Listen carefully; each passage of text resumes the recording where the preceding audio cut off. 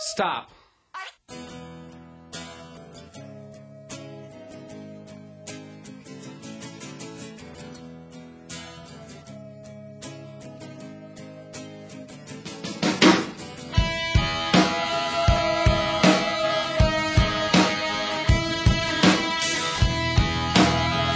Public and private lands, yeah.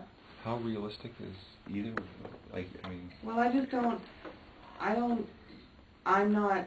I don't think expropriating property is somewhere that I am comfortable going, and I think it would create more of a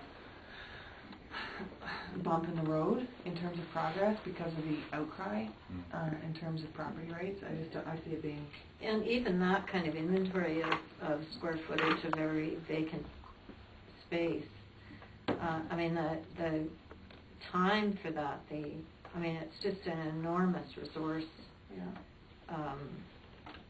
requirement to conduct that kind of a survey.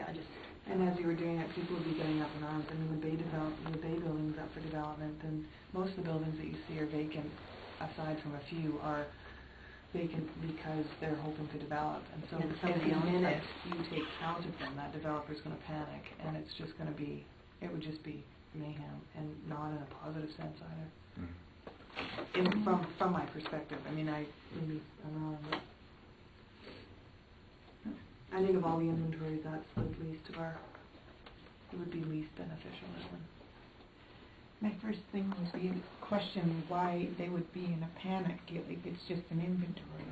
That's it. But that means that they're being considered, and that means that, if there was consideration leading to the discussion of taxing or expropriation or any kind of, they're in the business of developing. So if could be that the thought that maybe they're getting a better tax break sitting with the buildings vacant at this point, and they're afraid that they're going to lose that if they're just waiting until the time's right for their development, and so they have all the ducks in a row so that it's going to be passed by council. Yeah. And make all this money. I'm not suggesting that there shouldn't be work done with the development community or with the future of these particular spaces. I just don't think that the time spent on doing that inventory would be as valuable as time spent elsewhere. But right now there is no elsewhere in that. This is where we're at. Well, I think there is elsewhere though. We've just named quite a few things, and if there's the inventory of vacant land, I think you'd be way better off to do that inventory. To me, it's sending a message then. It's kind of like, okay, let's start off this issue about the buildings. Let's look at the land. And it's like, okay, why? Because it's like the land right now, we already know there's a limited amount of land, and land and buildings. Yeah. I just don't.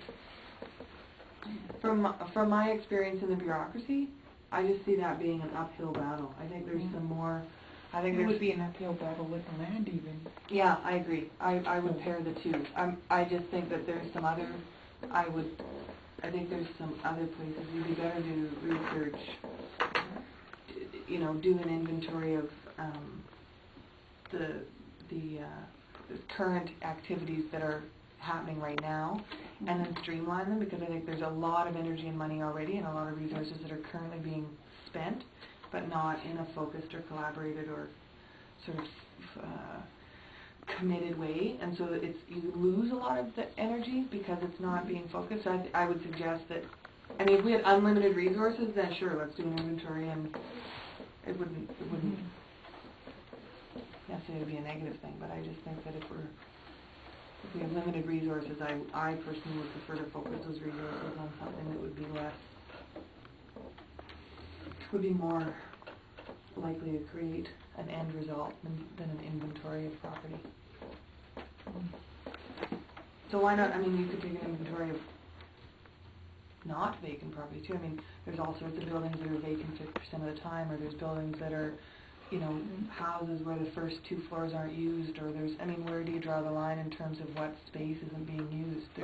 First thing you want to look at is city-owned properties that are not being used. There's quite a number of them. Hmm. Actually, I don't think that would be hard to do just with city-owned, but to what end, I guess? What would they be used for? Housing. You probably know that's probably in inventory, is it? That's probably used for I don't know. But that I could see being not that difficult to do is municipal, but I was thinking more along the lines of private ownership vacant land. I think would be very challenging. Municipal not that hard because we have it likely somewhere. But we got to do something with those derelict properties that the city owns. I like what happened. Properties, Well, not necessarily derelict, but just unused. I like what happened with, I think it was on Alma Street there, where, you know, the police had taken action and removed all the drug dealers from there, and then all of a sudden that house went into what was it, like a receivership, and then, you know, the community quickly grabbed onto it and converted it into affordable housing. You know, that was once a private house, and now, you know, it belongs to the community. So, you know, like I like supporting that kind of momentum and that, you know, any of the private housing and that's going into receivership. You know, why can't the cities buy them and say, okay, let's create affordable housing? I know the trouble. I was thinking about Esquimalt. I was involved with them, the affordable housing when Macola Housing tried to move into Esquimalt, and they met with a lot of resistance. This is going back maybe about 10, 15 years ago, and we overcame that barrier and that by doing different things like the petitioning and buying the land and everything.